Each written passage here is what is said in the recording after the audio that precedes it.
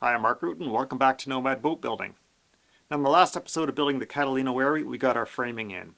We had a bit of a bump in the road along the way where I decided the frames looked too heavy, and I used sort of a radical technique in order to reduce the depth of those frames.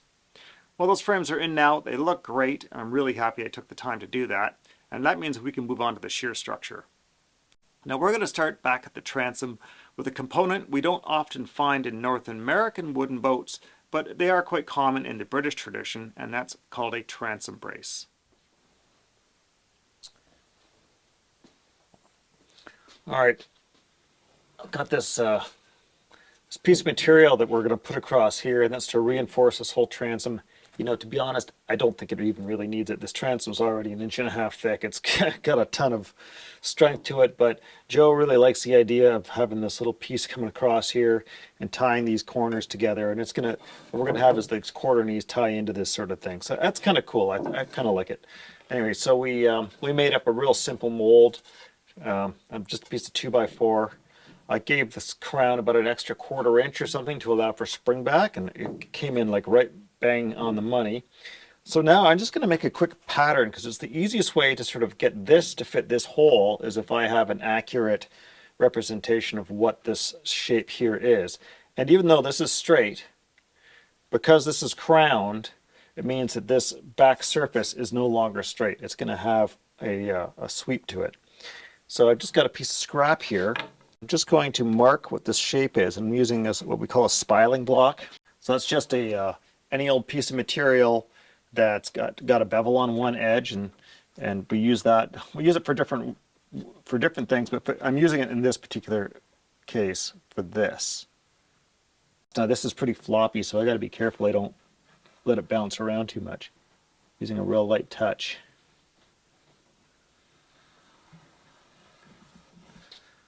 Okay, come across the other side. So there we go, there's that. So what I'll do is I'll carry this line out a little bit so you can chop this off here. I can chop this off here. I'm going to cut this out, get it to fit better, and then we'll mark what the angle is on the inside. When I can get these points, the edges of this crown to meet the face of the transom, then I can get a really accurate idea about this angle. And once I have that, then I can make this.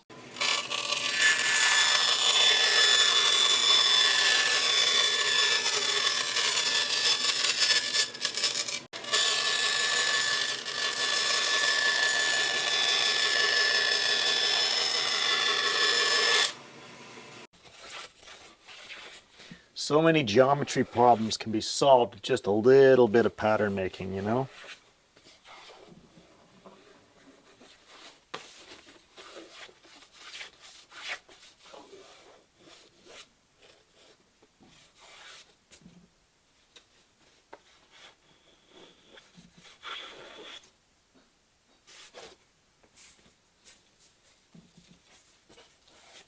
I'll tell you, the most frustrating thing is when you know there's like a simple pattern you can make and you just don't have some junky stock on hand to make the pattern. You know, that's why it's a great idea to just have some door skin on hand. You know, buy a sheet and right away just rip it into like 6 and 8 inch widths or something like that. 3 inch, 6 inch, 12 inch widths. Just do the whole thing and just tuck it away. You know, when you need it, then you got it. You know, you got stock that's just about the right size to grab it quickly and use it efficiently.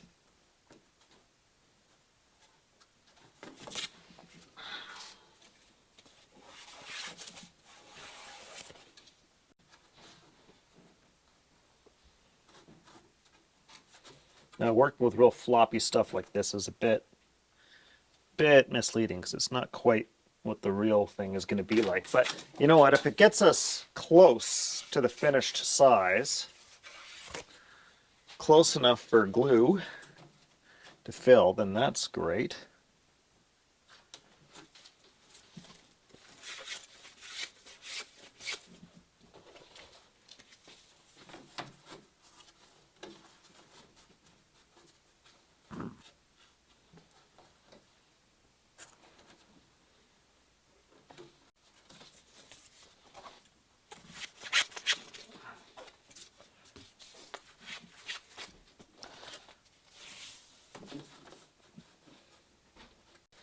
A little more. A little bit more. Just about there. The little bit of a bevel on here is actually throwing me off, but I don't want to get rid of that because it's going to help me when I transfer this. Okay, well, you know what? I think I'm just about close enough.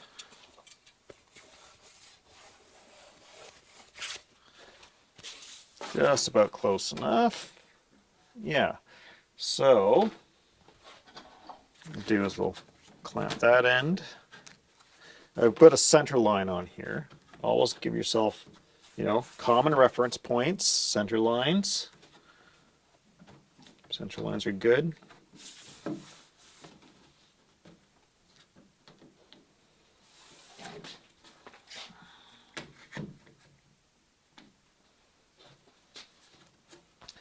Now we can come underneath and just pick up that angle, like so, and like so.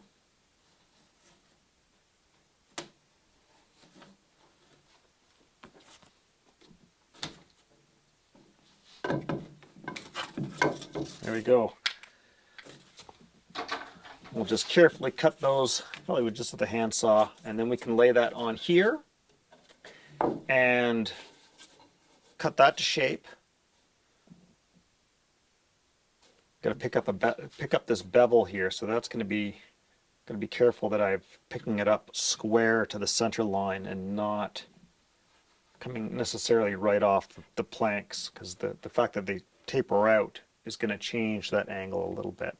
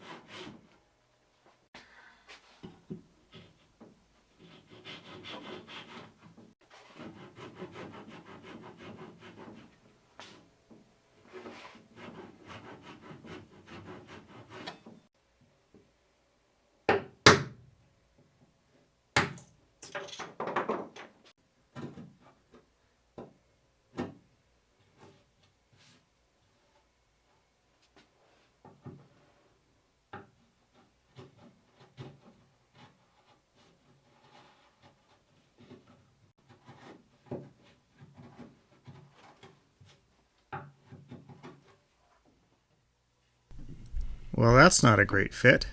Somehow I trimmed my transom knee a bit too short. I don't know how that happened.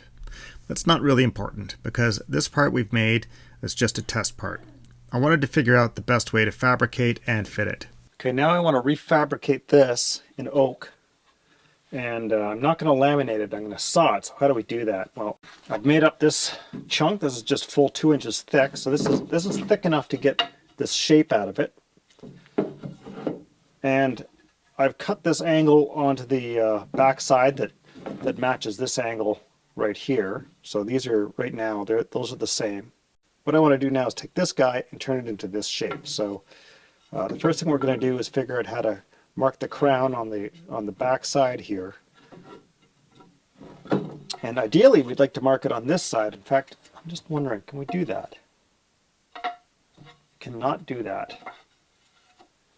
Because this would help if this could get cut on the bandsaw like so. We'll have to get creative. So we'll play around with that and see if we can figure out a way to mark it on this side. I think we're going to have to mark it on this side though and just tilt the bandsaw to match. That would probably be the simplest thing. Okay, so let's start with a center line. Okay, so this will be our center line there, and we'll leave about an inch here. And I'll just buck that off. Sometimes it helps to have a little extra length for shaping and stuff like that.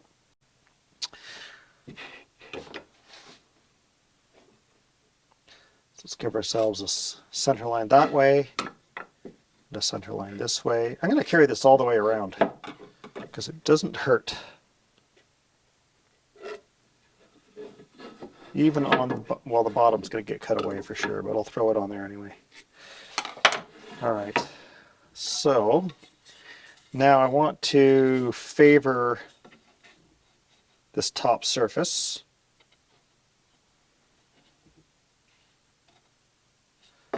So let me think. This was, so here's the negative from cutting this. You know what, I wonder, did this spring or has this stayed the same? This has stayed very close to the same.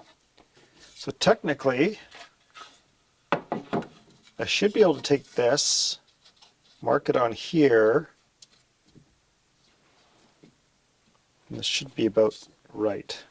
I don't like it. It's got a lot of bounce. Nope. I'm going to go the other way.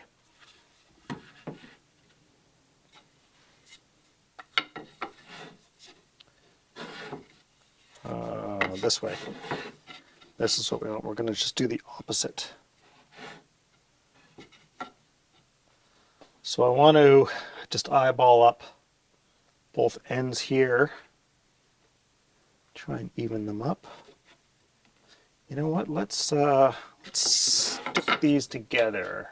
I've got some cyanoacrylate here from Star Bond. So let's use a little bit of this. Is this tip open?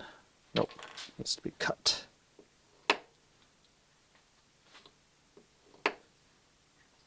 Okay, there we go. You can help support these videos by buying some product from Starbond using our affiliate link. Use the coupon code NOMAD10 upon checkout to get 10% off. You can find links in the corner or down in the description. On here, drop on here, and then we use the accelerator. Got a blast.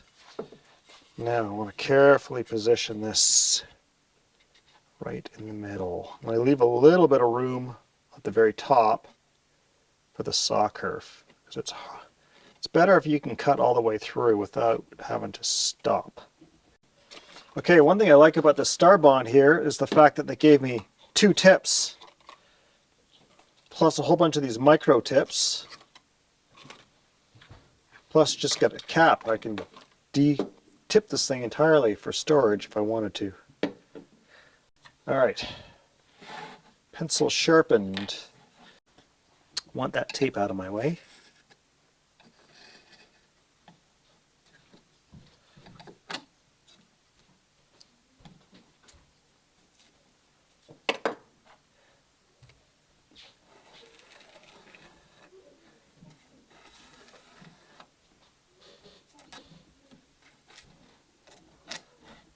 There we go. That's all there is to that. And I just break that free. Looks good. Okay, I think I'm going to go set the bandsaw up to cut this bevel so that we can run this thing right on the table like that.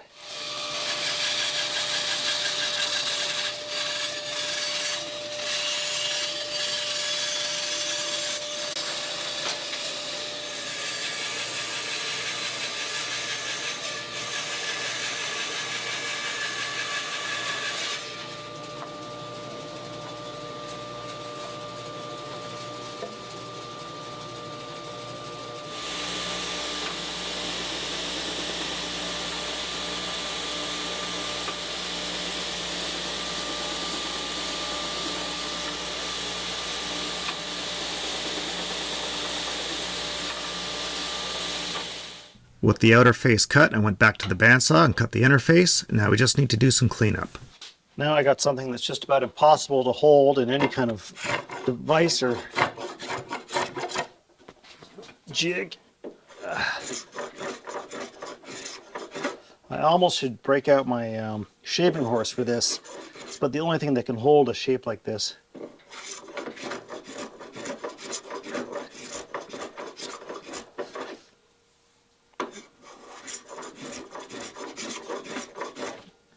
So I opted for, get out of my way, not enough room in this shop.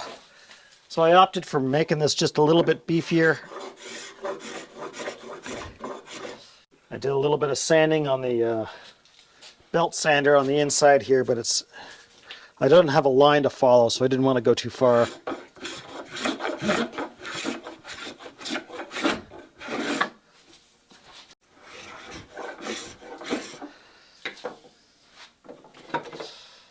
Well, that feels generally okay. There's probably a couple little spots that still need some attention, but for the most part, I think that looks really good.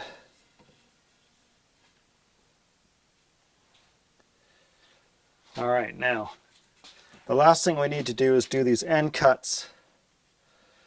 And that, I want to be very careful about how we do that. Get those wrong and the whole thing goes up the spout. I think what I should do is go back to my original pattern, the one that I used when I cut my first one, that had those end cuts on there, and just copy that. Although I could probably take bevels off of my existing one, but it's hard to get that distance just right now is a bit tricky. Let's remark my center line on there before I lose it.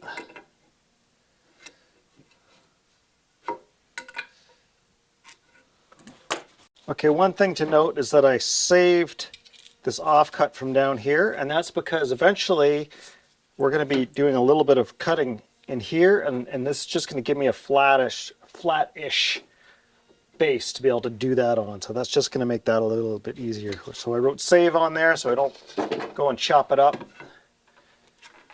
And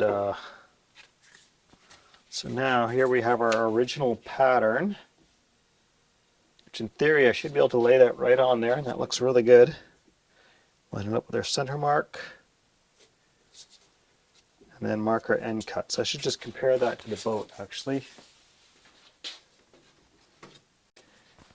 Yeah, I think that got us safely to the right spot. A part like this seems so very simple, but there are so many places that it can trip you up. We're laying off compound angles that are referenced to curved surfaces, and that can be really tricky to do. So I really like to take my time to figure out what my next move is going to be. This is the measure twice and cut once philosophy, but let's measure like 3 times and think about all the different ways we could possibly screw this up. Okay, good. And then my bevels, maybe I'll take those off of the other piece, so I can give me that bevel that way. This is where the dry run we did with the laminated part really pays off, because we not only have gained the experience of making that part, but now we have that part itself as a reference tool. I should take the bevels off the backside, the square face. They're just easier to see there. In fact, I've got the bevel drawn on there from when I did this, but let's just double check that.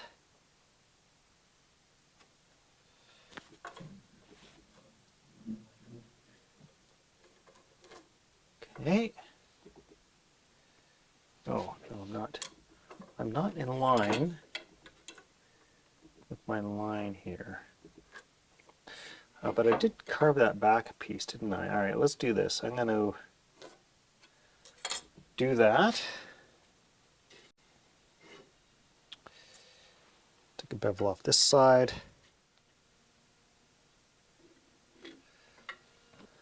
All right, I have a feeling I'm going to end up cutting those down. How did this fit? A little bit different. Just going to mark that on the inside. And this one,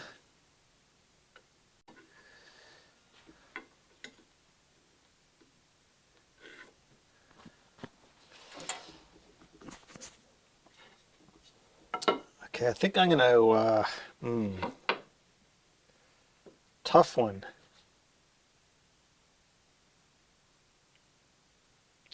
I think we'll cut it to these outside marks, and then I can always recut it to the inside marks if I want to.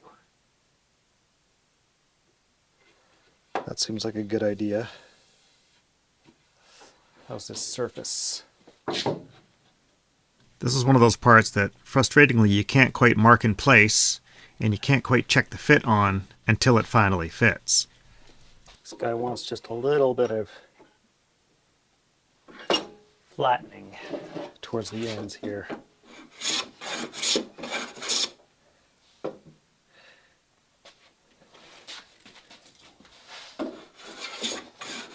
Here's the thing that's totally deceiving is like the whole thing feels like it's crowned, right? It's like it's curved, but it's in fact it's dead flat down this way. But it sure doesn't feel like it or look like it.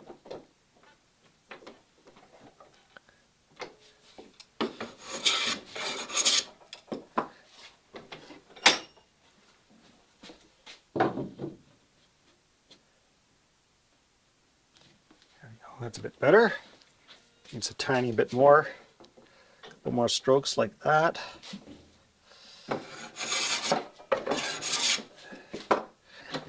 Another one going the other way. I want to be really careful I don't screw around with this too much because it's going to mess up everything if I do. See, one of the things I've noticed is just trying to clamp this in order to plane it. I have to be really careful because if I squeeze down on this, this is going to flex and it's going to change the shape. And then I don't have the shape that I was gunning for. I end up planing a crown into it instead of flattening it out. Come on.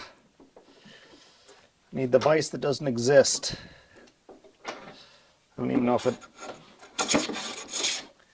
if an Emmett vise would hold this thing.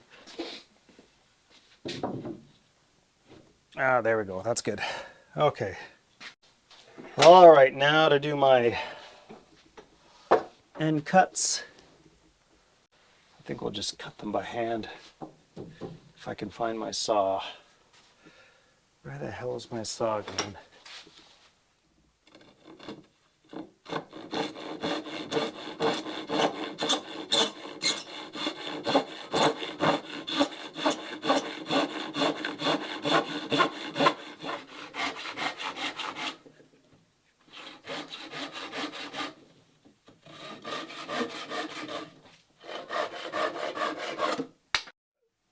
So back here, we've got our cleat coming across the transom, and my joinery is not 100%. I mean, it's close enough for epoxy, but I'd like to get it just a hair closer. I cut too close to the line, or I didn't give myself enough wiggle room, and I realize now, I thought I was giving myself much more, but I realize now that there's some flawed thinking. I've got this little bit of space on both sides I want to try and make up. There's two ways I can do it. One way is I could be dropping this down so that I've got room to shave this back a little bit and fit it. I don't have any more room to do that though. I'm already at my limit. I've got just a little bit of material left I can take off, but it's almost none, and I want to be able to fair all this in. My only other option is to head towards the transom, and that's going to take a little bit off the back here, and it's going to basically allow this to shift forward and give me a little bit of wiggle room. So I think that's what I'm going to do. I'm going to pop this off, and we'll see if we can't just take a few swipes off the back of this with a plane and see if that gives us that little bit of extra space.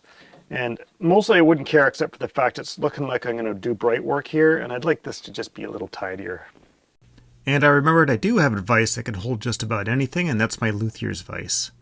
I love this thing. You can pick it up at Stu Mac, which is a luthier supply place, or Lee Valley Tools. The colors vary, but the vise is pretty much exactly the same between the two.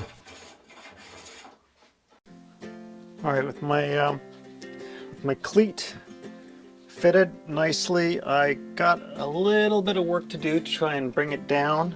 It's like a less than an eighth, more than a 16th. So I'm going to take this little batten here, and I've sprung it down hard against the rub rails, and now I just want to use it to describe a little bit of a crown towards the center, and that's just sort of a guideline for me to follow.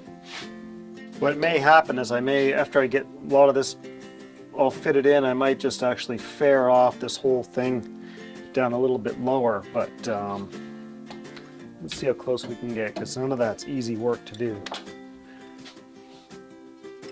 All right, it's nice. Back here, I'm like exactly where I want to be.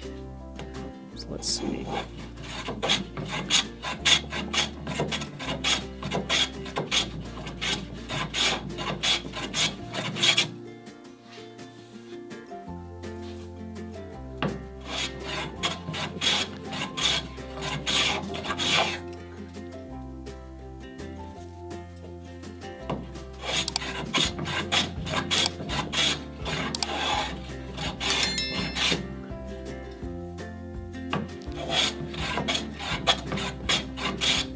I want to leave a little material here, so I'm taking it down to about a 32nd of an inch proud.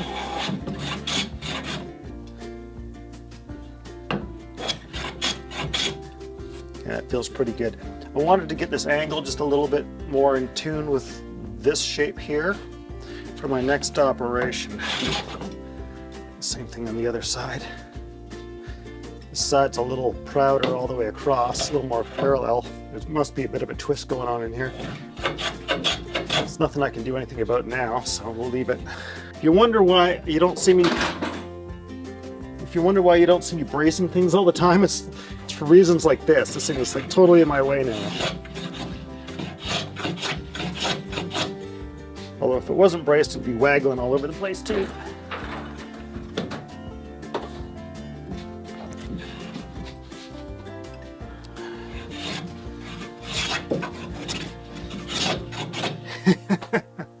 It's like, you can't see it, but I'm like up on my tiptoes and trying to stand on stuff that can't be stood on, just to try and get myself some better geometry here.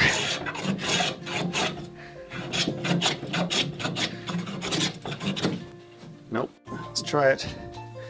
Sometimes you just gotta work backwards.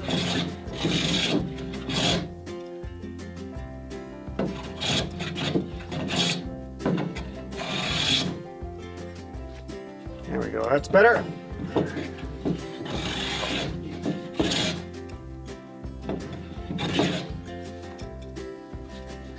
Now I could probably pop this out and just shave this top surface down on this side a little more. That's probably what I'll do before I install it, just to get that a little bit closer.